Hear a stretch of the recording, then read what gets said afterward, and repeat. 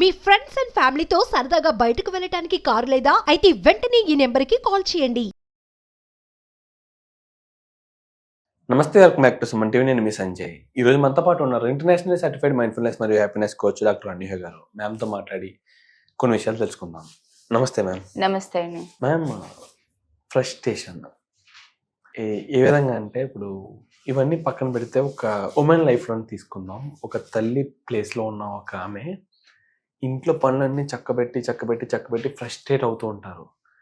అసలు ఏ విధంగా అంటే, అండ్ వన్ థింగ్ మిమ్మల్ని అడుగుతాను నేను, ఫ్రస్ట్రేషన్కి సొల్యూషన్ అనేది పక్కన పెడితే అసలు అమ్మ అనేది ఎందుకు కోపడుతుంది అంటారు? పిల్లల మీద కానీ భర్త మీద కానీ సంథింగ్ కోపం అనేది ఎందుకు వస్తుంది? ఎందుకు ఫ్రస్ట్రేట్ అవుతారు చిన్న చిన్న వాటికి? కోపం ఎందుకు పడతారు, ఎగ్జాక్ట్లీ ఎందుకు వాళ్ళు అట్లా ఉంటారు అని. ఫస్ట్ థింగ్, వాళ్ళు చాలా మేనేజ్ చేస్తూ ఉంటారు. ఇంట్లోని ఉన్న అమ్మలైనా సరే, లేదా బయటకు వెళ్ళి పనిచేసిన అమ్మలైనా సరే, ఉమెన్ ఎవరైతే ఉన్నారో, ఆడవారు ఎవరైతే ఉన్నారో వాళ్ళకి చాలా రెస్పాన్సిబిలిటీస్ ఉంటాయి. నేను అది చేయాలి, ఇది చేయాలి, ఆ మేనేజ్ చేయాలి అన్న ప్రెషర్ అనేది ఎక్కువ ఫీల్ అవుతూ ఉంటారు. సెకండ్, హెల్త్ ఇష్యూస్ వల్ల కూడా, అంటే కొన్ని హార్మోనల్ చేంజెస్ వల్ల కూడాను జనరల్గా సాధారణంగా ఆడవారిలోని ఇమోషన్స్ కొంచెం అప్ అండ్ లో అవుతూ ఉంటాయి. థర్డ్, ఎంతమంది సాయం చేస్తారు అమ్మకి ఇంట్లో పని చేయడానికి? నేను ఇప్పటి వరకు చేయలేదండి, ఫ్రాంక్గా చెప్పాలి. ఎగ్జాక్ట్లీ, తన పని తను చేస్తుంది, మేము ఎందుకు సాయం చేయాలి? అవునా? అంటే అలా అనుకోలేదు, అంటే ఎప్పుడు చేయలేదు కదా. ఆ పని అవ్వదు, కొన్నిసార్లు వాళ్ళకి ఆరోగ్యం సహకరించదు, ఓపిక అనేది నశించిపోతూ ఉంటుంది, అయినా కూడా వాళ్ళే చేయాలి అని అనుకుంటూ ఉంటారు. ఇలా చాలా కారణాలు ఉన్నాయి వాళ్ళకి కోపం రావడానికి. ఇన్ని బ్యాలెన్స్ చేస్తూ అది చేయాలంటే, ఉదాహరణకి నీకే ఆఫీస్లో చాలా ఎక్కువ పని ఉందనుకో, ఎలా ఫీల్ అవుతూ ఉంటావు నువ్వు? అంటే ఏదో తెలియని కోపం ఫీలింగ్ వస్తుంటుందండి. అంటే సంథింగ్ డౌట్ వస్తుంటుంది, నేను చేస్తుంది కరెక్ట్ అని డౌట్ వచ్చేస్తుంటుంది ఒక్కొక్కసారి. అనుకున్న పని అవ్వట్లేదు, అండ్ ఎక్కువ పనులు అందులో తల్లులకి లేదా ఆడవారికి ఏమవుతుంది అంటే, ఇలాంటి పండగలు అవి ఏమైనా వచ్చాయనుకోండి, ఇంకా అది ఇంకా ఎక్స్ట్రా యాడెడ్ వర్క్. అన్ని క్లీన్ చేయాలి, మళ్ళీ పూజ చేసే విధానం అన్ని చేయాలి, వాటికి నైవేద్యాలు వండి పెట్టడం, మరుసటి రోజు అవన్నీ క్లీన్ చేసుకొని మళ్ళీ పెట్టుకోవడం, ఇంత వర్క్ అది అంతా కూడా ఉంటుంది. అలాగని ప్లాన్ చేసుకోరా అంటే కాదు, చేసుకుంటారు. ప్రతి ఆడవారు కూడాను ఈ విధంగా రేపటి రోజున అది ఇలా ఉండాలి అది అని ప్లాన్ చేసుకుంటా ఉంటారు. కానీ కొన్నిసార్లు అది జరగదు. వాళ్ళు ఎంత ప్లాన్డ్ గా చేసుకొని పడుకొని మరుసటి రోజు నిద్ర లేచినప్పటికీ ఒక హౌస్ హెల్ప్ నుంచి కాల్ వచ్చింది అనుకో, అమ్మాయి వాళ్ళు నేను పనికి రావడం లేదు అని, అంతే. ఆల్రెడీ ఇంత పని ఉంది, ఇంత ఇది ఉంది, ఎలా తీసుకోవాలి అని చాలా స్ట్రెస్ తీసుకుంటూ ఉంటారు. ఆ టైంలో కూడా చాలా కోపం వస్తూ ఉంటుంది వాళ్ళకి, ఎందుకు, ఎలా చేసుకోగలను, ఏం చేయాలి అది అని. ఆ పాయింట్ నుంచి మెంటల్లీ ఎగ్జాస్ట్ అయిపోతారు. అండ్ వీళ్ళు ఎప్పుడు కూడా వాళ్ళ కోసం వాళ్ళు టైం కేటాయించుకోరు కదా, కంటిన్యూస్ గా ఎవరి కోసమో చేస్తూ ఉండటం వల్ల వాళ్ళు ఎగ్జాస్ట్ అయిపోతారు, మెంటల్లీ ఫిజికల్లీ అన్ని కూడా. సో మరుసటి రోజు వాళ్ళు నిద్ర లేచినప్పటికి కూడా అంత ఫ్రెష్ గా లేవరు అనమాట. ఆ రిలాక్సేషన్ అనేది వాళ్ళకి ఉండట్లేదు. ఎగ్జాక్ట్లీ, వాళ్ళు లేచేటప్పటికి కూడా సంథింగ్ వర్క్ ఉంది, లేవాలి అన్న కంగారుతో భయంతో లేస్తారు ఉమెన్స్ కూడా. ఎగ్జాక్ట్లీ, మేము లేచామంటే మలాంటి gents something early morning exercise కోసం, సంథింగ్ వర్కౌట్స్ కోసం లేస్తుంటాం. అదే అమ్మ లేచిందంటే ఏదో పని ఉందని అర్థం. ఖచ్చితంగా పని ఉంది కాబట్టి వాళ్ళు ఆ టైంకి లేస్తారు. అంతే, రోజు లేచే కన్నా ముందు లేచారు అంటే వాళ్ళు ఖచ్చితంగా ఏదో పని ఉంది అనే లేచారు. కానీ అదే అమ్మ కానీ ఆడవారు కానీ రోజు లేచే కన్నా ఒక్క పావు గంట వాళ్ళ కోసం వాళ్ళు లేస్తే ముందు కొంచెం ఒక చిన్న యోగా చేసుకోవటం, ఇలా ఏదైనా వాళ్ళ కోసం వాళ్ళు చేసుకోగలరు కదా. అప్పుడు ఆ ఫీలింగ్ కూడా ఉండదు, అన్ని నేనే చేయాలి అది అని. మ్యామ్, ఇప్పుడు ఫ్రస్ట్రేషన్ కి గల కారణాలు అనేవి చెప్పారు. కాకపోతే ఈ ఉమెన్స్ లో ఉన్న ఫ్రస్ట్రేషన్ ని క్లియర్ చేసుకోవాలంటే, వాళ్ళు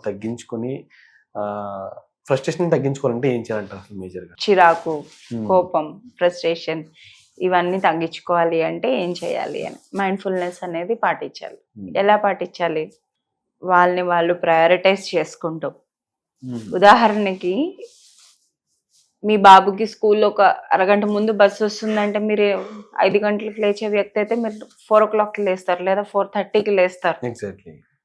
అదే మీకోసం మీరు టైం కేటాయించుకుంటే ఒక్క 15 నిమిషాలు లేదా ఒక 20 నిమిషాలు ముందు లేచి మీకు ఏదైనా కూడాను కామ్గా మీకు అలాగా మీకు ఒక కాఫీ తాగడం అనేది ఇష్టం అనుకోండి, అదైనా చేసుకోవచ్చు. లేదా ఒక చిన్న యోగా కానీ ఏదైనా మీకు నచ్చింది మీకోసం చేసుకోవాలి. తర్వాత రోజులో నాకు టైం దొరకదు అనుకుంటే ఒక పావు గంట ముందు లెగండి.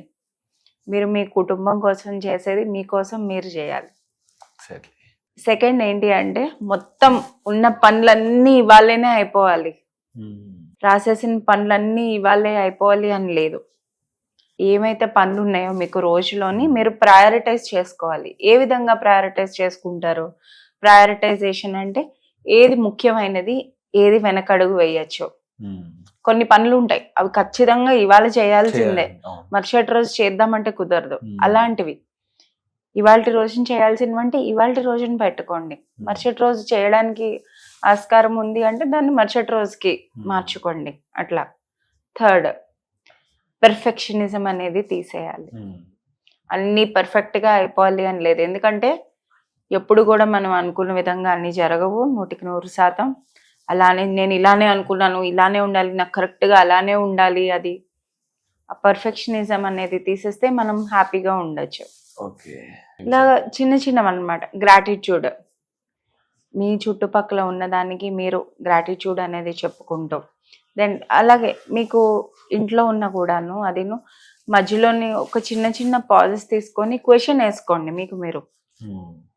నేను ఎలా ఫీల్ అవుతున్నాను, నా బాడీలోని నాకు ఎలాంటి ఎమోషన్స్ వస్తున్నాయి, పర్వాలేదు ఎక్నాలెడ్జ్ చేసుకోండి. కోపం వస్తుంది అంటే నాకు కోపం ఎందుకు వస్తుంది అని మీకు ఇంకా కోపం పెంచుకునే కన్నా కోపం వస్తుంది నాకు ఇప్పుడు ఎందుకు వస్తుంది, దేనివల్ల వస్తుంది, ఆ కారణాలు ఏంటో మీరు తెలుసుకోగలగాలి. సో ఆ ఎక్నాలెడ్జ్ చేసి మీరు ఎక్స్పీరియన్స్ చేస్తున్న కోపమే కాదు, బాధే కాదు, ఏదైనా కూడాను మీకు ఏ ఎమోషన్ అయితే వస్తుందో మీరు మిడ్ చెక్ అన్నమాట. వీలైతే 4 బుట్ల 4 ఒక్కొక్కసారి అడగచ్చు, ఒక 5 minutes. అంటే మీకు మీరు చెక్ చేసుకోవటం, నేను ఎలా ఫీల్ అవుతున్నాను, నా బాడీలోని అంతా బాగానే ఉన్నదా అని. చాలా ముఖ్యం ఇది మాత్రం. అలాగే మధ్య మధ్యలో చిన్న చిన్న బ్రేక్స్, మనం ఇది వరకు కూడా మాట్లాడుకున్నాం. చిన్న చిన్న మైండ్ఫుల్నెస్ మూమెంట్ బ్రేక్ అంటే ఒక చిన్న టీ బ్రేక్, లేదా అలాగే ఇంటి నుంచి బయటకు వెళ్ళండి. విండో ఏదైనా ఉందనుకోండి, విండో నుంచి బయటకు ఒక 5 minutes చూడండి. మీకు నచ్చిన ఒక పాట వినండి. రెస్ట్ తీసుకోవచ్చు, రెస్ట్ తీసుకోకూడదు. చాలా మంది ఎలా అనుకుంటారంటే, ఎస్పెషల్లీ అమ్మలు, పని ఉందంటే పని అంతా అయిపోవాలి, రెస్ట్ మాత్రం తీసుకోకూడదు. ఆ గిల్ట్ అనేది కానీ పని అవ్వదు. అలా చేస్తూనే ఉంటారు కానీ పని అవ్వదు. ఓపిక నశించిపోతూ ఉంటుంది, ఇంకా ఎక్కువ చిరాకు వస్తూ ఉంటుంది అవ్వట్లేదు అని. సో దానికన్నా చిన్న చిన్న బ్రేక్స్ అనేవి తీసుకున్నట్టయితే ఈజీగా ఎంత పనైనా చేసుకోగలం. సో ఈ టిప్స్ అనేవి పాటించడం వల్ల ఆ ఫ్రస్ట్రేషన్ అనేది తగ్గుతుంది. Absolutely, ma'am. Thank you, ma'am. Thank you very much. Thank you.